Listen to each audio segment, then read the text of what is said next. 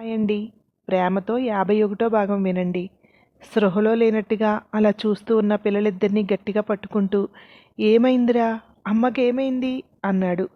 అమ్మ అనే మాటకి ఒక్కసారిగా కళ్ళు తిప్పి తాతయ్య వంక చూసి ఇద్దరూ ఏడుస్తున్నారు. వాళ్ళ నోటి నుండి మాట రావడం లేదు. పిల్లలిద్దరినీ గట్టిగా గుండెలకు హత్తుకుని అలా ఉండిపోయాడు. అతనికి దుఃఖంతో గొంతు మూసుకుపోయింది. కళ్ళ నుండి నీళ్లు రావడం లేదు. ఏదో అయింది నా కూతురికి, వాడేదో చేశాడు అనుకుంటూ పిల్లలిద్దరినీ తీసుకుని వాళ్ళ ఇంటికి వెళ్ళాడు. డోర్ తీసిన భార్యతో, మన లత చచ్చిపోయింది అన్నాడు. అమ్మ బాబోయ్, చచ్చిపోవడం ఏంటి? ఏమైంది దానికి? ఎందుకు చచ్చిపోయింది అంటూ ఏడుస్తోంది. వీళ్ళని చూడు, పాపం వీళ్ళు మాట్లాడలేకపోతున్నారు. నేను హాస్పిటల్కి వెళ్తున్నాను. నీ ప్రశ్నలన్నిటికీ సమాధానం తెలుసుకుని వస్తాను అన్నాడు. ఆమె ఆ పిల్లల్ని పట్టుకుని ఏడుస్తోంది. ఇక అక్కడ నిలబడకుండా హాస్పిటల్ దగ్గరికి వెళ్ళాడు. కౌశల్ అప్పటికే డాక్టర్లను మేనేజ్ చేశాడు. పోస్ట్ మార్టం అవసరం లేదు, తీసుకువెళ్ళిపోవాలని. మామగారిని చూస్తూనే, మావయ్య, పోస్ట్ మార్టం అంటే తన బాడీని ముక్కలు ముక్కలుగా చేస్తారు. అది నాకు ఇష్టం లేదు. వద్దు మావయ్య, మీరే చెప్పండి. పోయేటప్పుడు దాన్ని ప్రశాంతంగా పోనిద్దాం. నీ కూతుర్ని అలా కోసి మీకు ఇష్టమా చెప్పండి మావయ్య అన్నాడు. అల్లుడు వంకే చూస్తూ ఉన్నాడు. వెళ్ళి డాక్టర్ని కలిశాడు. ఏంటి డాక్టర్ ఇది అన్నాడు. పోస్ట్ మార్టం వద్దన్నారట సార్. మీరు వద్దన్నారనే మీ అల్లుడు గారు వద్దంటున్నారు. అదే మీ ఒపీనియన్ కూడా అన్నారని నేను వెనక ముందు ఆలోచిస్తున్నాను అన్నాడు డాక్టర్ సంశయంగా. లేదు, నా కూతురు మృతిపై అనుమానాలు ఉన్నాయి. చూస్తే మీకేమనిపించింది అన్నాడు. నిజమే సార్, ఆవిడని ఊపిరి ఆడకుండా చేసి చంపేసినట్టు అనిపిస్తోంది. బాడీ చూస్తుంటే ఇప్పుడులా లేదు సార్. ఇది రాత్రే జరిగింది. మీ అందరికీ ఇప్పుడు తెలిసిందంతే. పోస్ట్ మార్టంలో కూడా నాకు తెలిసి ఇదే రావచ్చు అన్నాడు డాక్టర్. బయటికి వచ్చి ఎస్ఐని పిలిచి, ఆమె మృతి అనుమానాస్పదంగా ఉంది. ఊపిరాడకుండా చేసి చంపేశారు. అతన్ని అరెస్ట్ చేయండి అన్నాడు. సార్, అల్లుడు గారు అంటున్నాడు అతను. కూతుర్ని చంపేసిన వాడిని అల్లుడు అని క్షమించాలా అడిగాడు. నిజంగా కాకపోతే, అంటే మనం నిరూపించుకోలేకపోతే అందరూ కక్ష అంటారు సార్. పోలీసులు అయ్యుంటే కొన్ని ప్లస్ పాయింట్స్ ఉంటాయి అంటారు సార్. ఇలాంటి విషయాల్లో మనకు మైనస్లే ఉంటాయి. మనం ఏం చేసినా కక్షతో చేశామనే అంటారు అన్నాడు. నాకు నమ్మకం ఉంది. అరెస్ట్ చేయండి. మీడియా వాళ్లకు క్యాజువల్గా అనుమానాస్పదంగా అరెస్ట్ చేశాం అని చెప్పండి. తర్వాత సంగతి తర్వాత చూడొచ్చు అన్నాడు. బాడీ పోస్ట్ మార్టంకి తరలించారు. మీడియాకు తెలియకుండా కౌశల్ని తీసుకువెళ్ళి సెల్లో పడేసి 2 దెబ్బలకే ఒప్పేసుకున్నాడు నేనే చంపేశానని. పోస్ట్ మార్టం రిపోర్ట్ వచ్చే వరకు మాట్లాడకూడదని వాళ్ళకి సైగ చేసి, కేసు ఫైల్ చేయండి, నేను ఇంటికి వెళ్తున్నాను అన్నాడు. మావయ్య, లత అంత్యక్రియలు నా చేతులతో చేసుకొనివ్వండి అంటూ ఏడుస్తున్నాడు సెల్లో నుండి. అసహ్యంగా అనిపించింది. వెనక్కి కూడా తిరిగి చూడకుండా ఇంటికి వచ్చేశాడు. పిల్లలిద్దరూ అమ్మమ్మని అంటిపెట్టుకుని కూర్చున్నారు. అప్పటికే జనాలందరూ పోగయ్యారు. వెళ్ళి పిల్లల దగ్గర కూర్చున్నాడు. పిల్లలిద్దరూ గమ్మునొచ్చి తాతయ్య అంటూ పట్టుకున్నారు. ఏమైందిరా అంటే బెక్కుతున్నారు. నేనున్నాను, ఏం కాదు. అమ్మ ఎలా చనిపోయిందో చెప్పండి. చనిపోయిన వాడికి శిక్ష పడేలాగా చెయ్యాలి. అదే మన బాధ్యత. చెప్పండి, ఏమైంది అన్నాడు. వాళ్ళు చెప్పింది వింటుంటే ఆయన కళ్ళు ఎర్రబడ్డాయి. పిల్లలకి ఎంత తెలుసంటే వీళ్ళకి తెలియని టార్చర్ నా కూతురు ఎంత అనుభవించిందో. బాడీ ఇచ్చాక కూడా తనే అంత్యక్రియలు చేశాడు. పోస్ట్ మార్టం రిపోర్ట్లో కౌశల్ చంపినట్టే వచ్చింది. ఆ రోజు సెల్లో పెట్టి ఒకరి తర్వాత ఒకరు వెళ్ళి కొడుతూనే ఉన్నారు. దెబ్బ పైకి కనపడకూడదు, కానీ అతనికి బాధ తెలియాలి అన్నాడు ఎస్పీ. ఒళ్ళంతా కొల్లబొడి చేశారు. కౌశల్ ఆర్తనాదాలు కూడా కూతురు ఏడిపే వినిపిస్తోంది ఆయనకు. ఏం జరిగిందో చెప్తాను మావయ్య, ప్లీజ్ ఒక్కసారి నా మాట వినండి అంటుంటే సెల్లోకి వెళ్ళి అతను ఎదురుగా కూర్చున్నాడు. వినయ్ అనుమానం ప్రవేశపెట్టడం మొత్తం అంతా చెప్పుకొచ్చాడు. ఆయన ఇది అస్సలు ఊహించలేదు. కొట్టినందుకు నా కూతుర్ని చంపించాడు అన్నది ఆయన జీర్ణించుకోలేకపోయాడు. కానీ ఎఫ్ఐఆర్లో కానీ రిమాండ్ నోటీస్లో కానీ వినయ్ పేరు చేర్చలేదు. సాక్ష్యాలన్నీ కౌశల్యే చంపినట్టు ఉండడం, కౌశల్ కూడా నేనే చంపాను అని ఒప్పుకోవడంతో అతనికి శిక్ష పడింది. ఇది మేడం నేను చెప్పాలనుకున్నది. ఇప్పుడు ఆ తండ్రి ఎస్పీగా రిటైర్ అయిన కులకర్ణి గారు. ఆయన తన కూతురు అనుభవించిన క్షోభకి తల్లడిల్లిపోయారు. అది ఆయన రిటైర్మెంట్ దగ్గరలో ఈ సంఘటన. ఇక దాంతో ఇక్కడే ఉండిపోయారు. పిల్లలిద్దరినీ వాళ్లే పెంచారు అంది గీత. అనుకోకుండా ఒకరోజు బార్లో సతీష్, అతని దగ్గర పనిచేసే మేస్త్రి ఇద్దరూ వాదులాడుకోవడం ఆయన విన్నారు. అలా లావణ్య ఎవరో తెలుసుకోవాలని వాళ్ళు ఫాలో అవడం మొదలుపెట్టారు. మామూలుగానే ఆయనకి ఇవన్నీ అలవాటు ఉండడంతో ఈజీగానే మ్యాటర్ అంతా బయటకు వచ్చేసింది. తన కూతురికి ఎలా అయితే జరిగిందో అలా మళ్ళీ లావణ్యకి జరగబోతోంది. అప్పుడు మళ్ళీ లావణ్య వెనుకున్న వాళ్ళని చెక్ చేయడం మొదలుపెట్టారు. అప్పుడే లావణ్య తండ్రిని, సురేష్ తండ్రిని ఇద్దరిని తెలుసుకున్నారు. వాళ్ళ ఫోన్ నెంబర్లు సంపాదించి వాళ్ళిద్దరికీ ఫోన్ చేశారు. ఒక పార్కులో వెళ్ళి ముగ్గురు కూర్చున్నారు. లావణ్యని, సురేష్ని సతీష్ అనేవాడు వేడదీయబోతున్నాడు అన్నాడు కులకర్ణి. మీరు అర్జెంటుగా మాట్లాడాలంటే వచ్చాం. వాళ్ళిద్దరూ విడిపోతే నాకిష్టమే. నా కొడుకుని నేను ఇంటికి తీసుకువెళ్ళిపోతాను అన్నాడు ప్రకాష్. నా కూతురు వదలదు సార్. సురేష్ అంటే దానికి ప్రాణం అన్నాడు శ్రీనివాస్. ఇది నిజం అన్నాడు కులకర్ణి. మరి ఇవన్నీ తెలిసి మీరెందుకు సార్ మీ టైం వేస్ట్ చేసుకుంటున్నారు? మా టైం కూడా వేస్ట్ చేస్తున్నారు అన్నాడు ప్రకాష్. ఏముందండి మీకు టైం వేస్ట్? మీరు రిటైర్ అయి ఉన్నారు, నేను రిటైర్ అయి ఉన్నాను. ఈ ఖాళీ టైంలో మనం ఒక జంటని సేఫ్గా చూడలేమా? వాళ్ళిద్దరి మధ్య అనుమానం అనేది మొదలైంది అంటే ఏం జరుగుతుందో భగవంతుడికి కూడా తెలీదు అన్నాడు. మా వాడు ఇక్కడ లేడు సార్, దుబాయ్లో ఉన్నాడు అన్నాడు ప్రకాష్. అదే పగవాడికి బలంగా మారింది అన్నాడు కులకర్ణి. ఇద్దరూ మాట్లాడకుండా కూర్చున్నారు. మీరిద్దరూ ఏంటి, నేను చెప్పేదానికి మీరు పాజిటివా నెగిటివా అన్నాడు కులకర్ణి. ఏమీ లేదు సార్, వాళ్ళిద్దరూ ఇష్టపడి చేసుకున్నారు. కష్టమైనా నష్టమైనా వాళ్లే భరిస్తారు. మధ్యలో మేం తలదూర్చడం అవసరమా అన్నాడు ప్రకాష్. మనం వెళ్ళి ఇదంతా చెప్పినా అల్లుడేమో తెలియదు కానీ నా కూతురైతే నా మాట వినదు అన్నాడు శ్రీనివాస్. మీ కూతురికి ఆపదొస్తోందని తెలిసి మీరు సైలెంట్గా ఉండగలుగుతున్నారు. రేపొద్దుట వాళ్ళిద్దరి మధ్యన సతీష్ గాడు పెట్టిన అనుమానానికి మీ కొడుకు దుబాయ్ నుండి వచ్చి వీళ్ళ కూతురిని చంపేస్తే వాళ్ళ కూతురు పోతుంది, మీ కొడుకు జైలుకు వెళ్ళి కూర్చుంటాడు. అది మీకు ఓకేనా అన్నాడు ప్రకాష్ని చూస్తూ. సార్, చిలక జోస్యం చెప్పినట్టు చెప్తున్నారు. వాళ్ళిద్దరూ ఎంతో ఇష్టపడి మమ్మల్ని కూడా కాదనుకుని వెళ్ళారు. దాన్ని ఎందుకు చంపేస్తాడు అన్నాడు ప్రకాష్. నా కథ చెప్తాను వినండి. నా కూతురు జీవితంలో జరిగింది మీ పిల్లల జీవితాల్లో కూడా జరగబోతోంది అంటూ తన కూతురు విషయం అంతా చెప్పుకొచ్చాడు. తర్వాత చాలాసేపు అలా సైలెంట్గా ముగ్గురు కూర్చుని ఉండిపోయారు. చెప్పండి సార్, ఏం చేయమంటారు? మీరు ఏం చేయమంటే అది చేస్తాం. మీ కూతుర్లా ఎవరి కూతురు బలి కాకూడదు. మరొకడు అలా అనుమానం పెరిగిపోతంతో భార్యని చంపకూడదు అన్నాడు ప్రకాష్. ముందు సతీష్తో మాట్లాడదాం. వాడి మాట ఏంటో విన్న తర్వాత అప్పుడు మనం ఏం చేయాలో నిర్ణయించుకుందాం. ఇక్కడ మీకు ఇంకొక విషయం చెప్పాలి. మీ పిల్లలిద్దరినీ విడదీయడానికి మీ పెద్ద పిల్లలిద్దరూ సతీష్తో చేతులు కలిపారు అన్నాడు కులకర్ణి. ఈ మాట శ్రీనివాస్, ప్రకాష్లకు చాలా ఆశ్చర్యం కలిగించింది. ఎందుకంటే ఇది వాళ్ళిద్దరూ ఊహించలేదు. ఆశ్చర్యంగా చూస్తున్నారు. అవును, నేను చెప్పింది నిజం. కావాలంటే ఈ ఒక్కరోజు మీ పిల్లలిద్దరినీ మీరు అబ్జర్వ్ చేయండి. వాళ్ళు ఫోన్ చూడండి. ఇదిగో ఇది సతీష్ నెంబర్. వాళ్లకు ఈ నెంబర్ నుండి ఫోన్లు వచ్చాయి అంటే వాడితో కలిసి ఉన్నారని అర్థం అన్నాడు కులకర్ణి. ఆ రోజుకి ముగ్గురు విడిపోయారు. ఆ రోజంతా వాళ్ళ పిల్లలు ఫోన్ల కోసం ట్రై చేసి మొత్తానికి అలాగే ఫోన్లో సతీష్ నెంబర్ని చూశారు. కానీ ఆయన అడగొద్దు, మీ పిల్లల ముందు మీరు మాట్లాడొద్దు అనడం వల్ల వాళ్ళు ఏం అడగలేదు. తర్వాత రోజు మళ్ళీ అదే పార్కులో ముగ్గురు కలిశారు. నిజమే సార్, వాళ్ళిద్దరి ఫోన్లో వాడి ఫోన్ నెంబర్ ఉంది అన్నారు వాళ్ళిద్దరూ. సతీష్ సురేష్ని, లావణ్యని విడగొట్టి సతీష్ లావణ్యని పెళ్లి చేసుకోవాలనుకుంటున్నాడు అన్నాడు కులకర్ణి. అప్పుడు నా కొడుకుని ప్రేమించి పెళ్లి చేసుకుంది, ఇప్పుడు వాడిని ప్రేమిస్తోందా ఈ పిల్ల అన్నాడు ప్రకాష్. కోపంగా చూశాడు శ్రీనివాస్.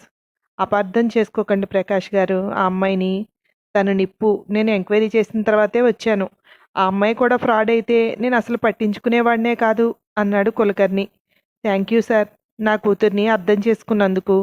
అది ఎంతో ఇష్టపడింది సురేష్ని, అందుకే పెళ్లి చేసుకుంది. వాణ్ణి మధ్యలో వదిలేసి ఇంకొకడిని ప్రేమించదు నా కూతురు. అలాంటిది కాదు అన్నాడు శ్రీనివాస్.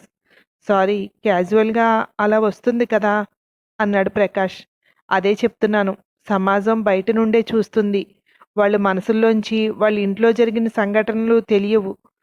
కానీ మీకు ఆ ఛాన్స్ ఉంది అన్నాడు కులకర్ణి. చెప్పండి, ఏం చేద్దాం? ఏం చేయటానికైనా మేమిద్దరం సిద్ధమే. మా పిల్లలిద్దరి జీవితాలు బాగోవాలి. పెద్ద పిల్లల నుండి బయటపడాలి అన్నాడు ప్రకాష్. మనం సతీష్‌తో మాట్లాడదాం అన్నాడు కులకర్ణి. కులకర్ణి గారే వీళ్ళిద్దరినీ కలిపి వాళ్ళ పిల్లలకి ఆపద రాకుండా వీళ్ళు అడ్డుపడాలి అనుకున్నారు.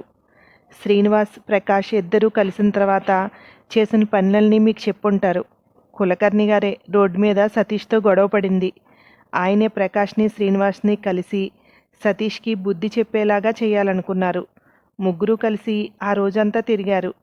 ఆయన వాళ్ళ ఏరియాలోని ల్యాండ్‌లైన్ నుండి చాలాసార్లు ఫోన్ చేసి సతీష్‌తో మాట్లాడారు. నీకు పెళ్ళయింది, ఒక పాప కూడా ఉంది. ఆ అమ్మాయికి కూడా పెళ్ళయింది, ఒక బాబు ఉన్నాడు. నువ్వు ఇప్పుడు వాళ్ళిద్దరినీ విడగొట్టి మీ ఇద్దరూ పెళ్లి చేసుకుంటే ఆ పిల్లలిద్దరూ కూడా అన్యాయం అయిపోతారు. అలా ఎంతో చెప్పారు. వాడు అస్సలు వినలేదు. ఈయన మాట్లాడే కొద్దీ రెచ్చిపోయాడు. అందుకే ఆయన సతీష్‌ని చంపేయాలనుకున్నారు. ఆయన ప్లాన్ చేసుకున్నారు. కానీ లేట్ అయిపోయారు. అనుకోకుండా వీళ్ళిద్దరూ వెళ్ళి డబ్బులు ఇచ్చిన తర్వాత చెప్పారు ఆయనకి. ముందు వీళ్ళ ఉద్దేశం ఏంటంటే ఆయన వరకు వెళ్ళక్కర్లేకుండా డబ్బులిస్తే వదిలేస్తాడు కదా అనుకున్నారు.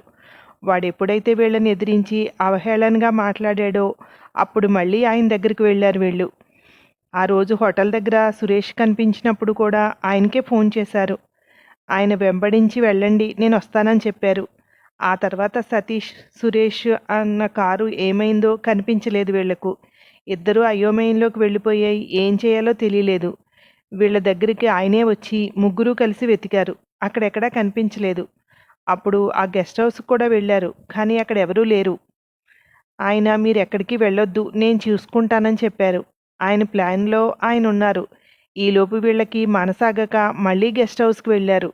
వాడు మాట్లాడే మాటలకు వీళ్ళ కోపం వచ్చి కొట్టేశారు. ఆ కొట్టడంలో కొట్టి కొట్టి చంపేశారు వాడిని. ఆ తర్వాత ఏం చేయాలో అర్థం కాలేదు. మళ్ళీ ఆయనకే చేశారు. ఆయనకి ఫోన్ చేసి ఆయన ప్లాన్ అయితే వాడు ఎలా చనిపోయాడో తెలియకుండా చంపాలి అనుకున్నారు. వీళ్ళు దాంట్లో ఇరుక్కోవడంతో తప్పించాలని చూశారు. అందుకే దగ్గరుండి మొత్తం అన్నీ క్లీన్ చేయించారు.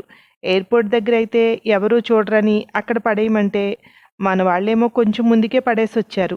రోడ్డు పక్కకు కాకుండా రోడ్డు పక్కనున్న బీడు మధ్యలోకి విసిరేసుంటే ఇప్పుడప్పుడే ఎవరూ చూసేవారు కాదు.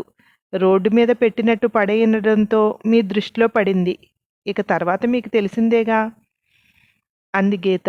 నేను ఇదంతా చెప్పాను కదా అని మీరు ఆయన్ని అరెస్ట్ చేయడానికి వెళ్ళలేరు. ఎందుకంటే నా మాట ఒకటే మీకు సాక్ష్యం. ఇక ఏం లేదు, ఉండదు కూడా. ఇలా భార్యలను అనుమానించి నరకం చూపించేవాళ్ళు ఆయన దృష్టిలో పడితే యాక్సిడెంట్లో చనిపోతారు అంది గీత మళ్ళీ. అంటే వినయ్ కూడా యాక్సిడెంట్లో చనిపోయాడా అంది సునంద. అవును, కానీ సింపుల్ యాక్సిడెంట్ కాదు. వారం రోజులు నరకం చూశాడు.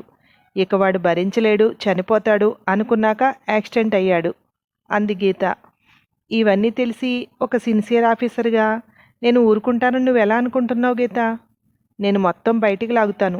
భర్త అనుమానిస్తే అందరూ చనిపోతారా? చంపేస్తారా? అలా ఏముండదు. మాటలతో నరకం చూపిస్తూ ఉంటారు. నాలాంటి వాళ్ళు బయటకొచ్చి ధైర్యంగా నిలబడి అందరికీ ఆదర్శంగా ఉంటున్నారు. అలా ధైర్యం చెప్పాలి కానీ ఎంతమందిని చంపుకుంటూ పోతారు? చావు ఒకటే దీనికి పరిష్కారం కాదు అంది సునంద. కరెక్టే మేడం, ఆయన అదే అనుకున్నారు. దీన్ని ఒక రెవల్యూషన్గా చూపించాలి అనుకున్నారు అంది. అర్థం కాలేదు అంది సునంద. అదే మేడం అయింది. ఈసారి సతీష్ నుండి ఆయన ఒక విధానాన్ని మొదలు పెట్టాలనుకున్నారు. ఆడదాని మీద మోజుపడి వాళ్ళ ఇంట్లో వాళ్ళని బెదిరించి వాళ్ళ ఇంట్లో గొడవలు సృష్టిస్తున్న వాళ్లకు చంపి ఎందుకు చంపామో నోట్ చేసి పెట్టాలనుకున్నారు అంది. ఇద్దరు ముగ్గురిని చేసేసరికి ఖచ్చితంగా సమాజంలో మార్పు వస్తుంది, భయపడతారు అనుకున్నారు.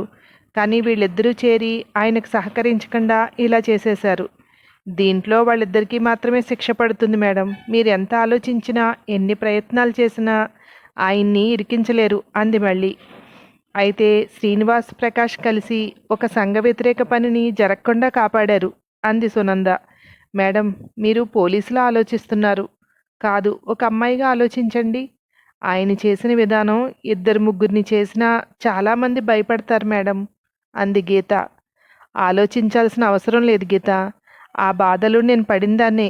కానీ దానికి మార్గం మాత్రం ఇది కాదు అంటున్నాను.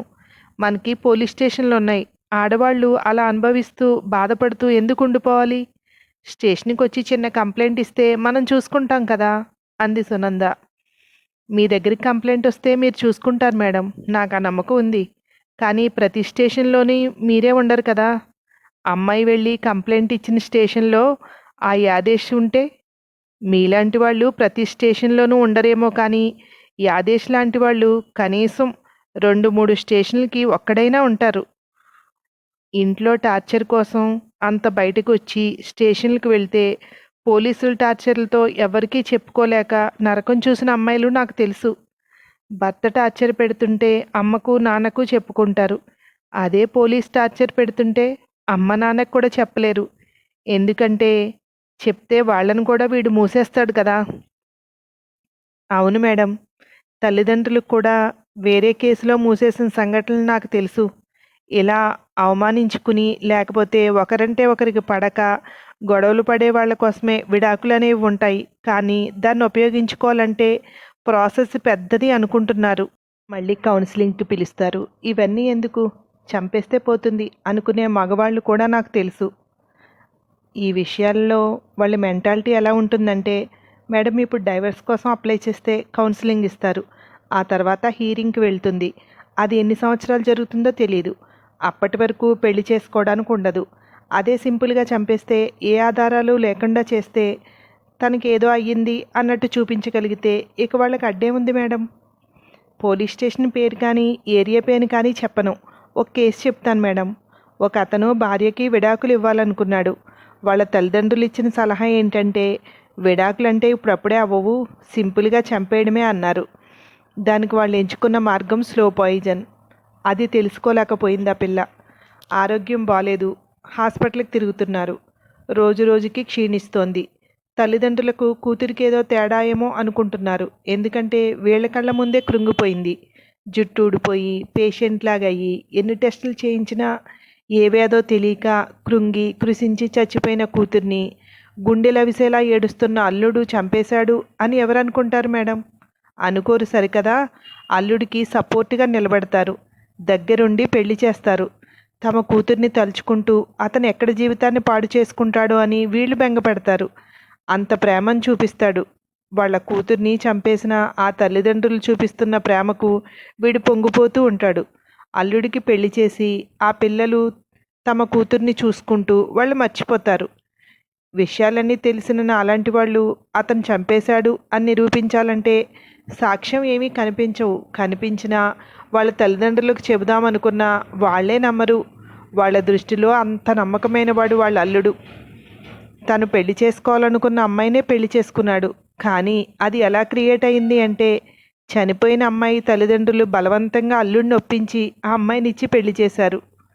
ఒక దోషి బాధితుల చేతుల్లో పూజించబడుతున్నాడు. మన కళ్ళ ముందు జరుగుతున్న సంఘటనలకు మనం ఏం చేయలేం మేడం. చూపిస్తున్న కపట నాటకాన్ని చూసి నవ్వుకోవడం తప్ప. అంది గీత. ఎందుకు నవ్వుకుంటూ కూర్చోవడం? నీకు నేను సపోర్ట్గా ఉంటాను, తీసుకురా. ఏ కేసునైనా నిజాయితీగా సాల్వ్ చేద్దాం. దోషికి శిక్ష పడేలాగా చేద్దాం. మనం నిజాయితీగా 2-3 కేసులైనా సాల్వ్ చేయలేకపోతామా అంది సునంద. మీకు ఒక విషయం చెప్పమంటారా మేడం? చేయగలమనుకునే వాళ్ళని చెయ్యనివ్వరు మేడం. అలా ట్రాన్స్ఫర్లు అయిన ప్లేస్లోకే మీరు వచ్చారు. ఆయన ట్రాన్స్ఫర్తో ఆ ఫైలు అటకెక్కింది. మీరు వచ్చిన వెంటనే మీకు ఈ కేసు దొరికింది. మన సిస్టంలో కొత్త మార్పు తేవాలి మేడం. ఒకసారి ఒక వ్యక్తి కేసును డీల్ చేయడం మొదలుపెట్టాడు అంటే ఆ కేసు అయ్యే వరకు ఆ వ్యక్తికి ట్రాన్స్ఫర్ రాకూడదు. నిజాయితీగా చేస్తున్న వ్యక్తికి సహకరించాలి. కానీ మన దురదృష్టం వాళ్ళకి సస్పెండ్లు, ట్రాన్స్ఫర్లు వస్తాయి. మనం ఏదీ మార్చలేం మేడం. కులకర్ణి గారిలాగా ఎవరికైనా సహాయం చేయడమే.